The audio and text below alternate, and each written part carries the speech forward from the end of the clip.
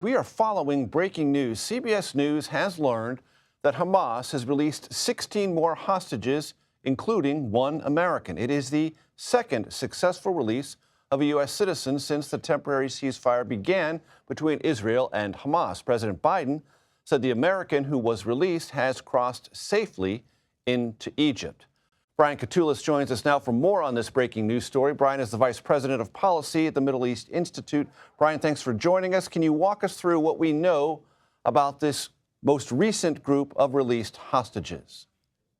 This is part of an ongoing negotiation that's been occurring for the last several weeks. And since the ceasefire began last Friday, it began with a 4-day ceasefire that led to initial releases. Now, the release of this latest tranche of hostages comes in an extension of that ceasefire. And there's some hope that this will continue to be extended to garner more releases. But basically, the people that have been released so far have been children and women and some elderly and sick.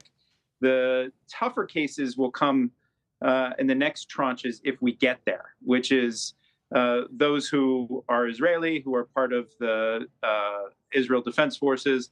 And then there's some questions about some of the Americans, the dual citizens, Israeli Americans who are there. But every one of these releases is a very happy moment for families, but we're only about halfway there with getting the 240 hostages that were taken into Gaza.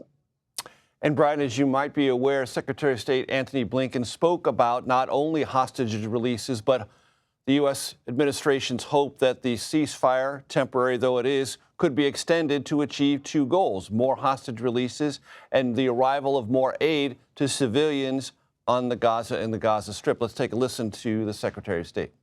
Look, we'd like to see the pause extended because what it has enabled, first and foremost, is hostages being released, coming home, being reunited with their families. It's also enabled us to surge humanitarian assistance into the people of Gaza who so desperately need it. So its continuation, by definition, means that more hostages would be coming home, more assistance would be getting in. So clearly, that's something we want. Brian, is there any distance between the Biden administration and the Netanyahu government on this particular point?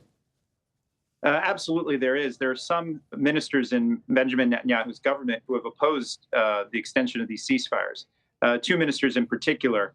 And they think that Israeli combat operations should begin as soon as possible.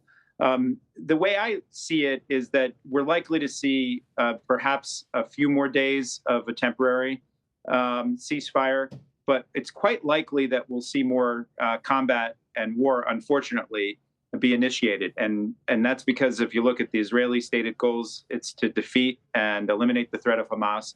If you look at Hamas's goals, they are not compatible with a two-state solution or recognizing Israel's right to exist. So we're really at this moment where I think we're in a temporary pause. I fear that we're going to go back to seeing some of the images of devastating conflict that have been quite deadly for thousands of innocent Palestinians. But I hope that those who are working on extending the ceasefire can see some more success to get people out, to get more aid in. I just think in the medium to longer term, it still looks quite grim. And I think we're looking at a continued conflict for several more weeks. Brian, from the Israeli perspective, what is the risk of extending and continuing to extend the ceasefire?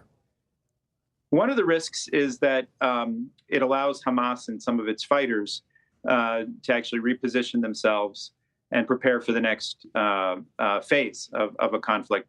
Another risk is that each day that Hamas is in the news and there's releases of hostages, it's a form of psychological warfare on the Israeli public, many of whom are either directly connected to people who are hostages or one or two steps removed. And that's another tool, I think, used by Hamas and some of the other forces to try to actually shape and influence how Israelis are thinking about the conflict.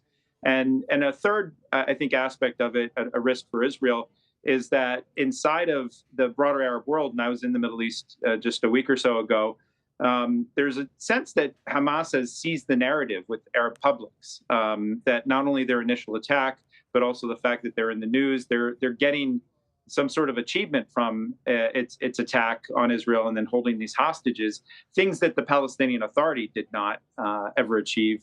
And I think that's a real risk for Israel as well, for those who actually want to defeat some of these threats that oppose Israel. Brian Katulis, thank you so very much. Great. Thank you.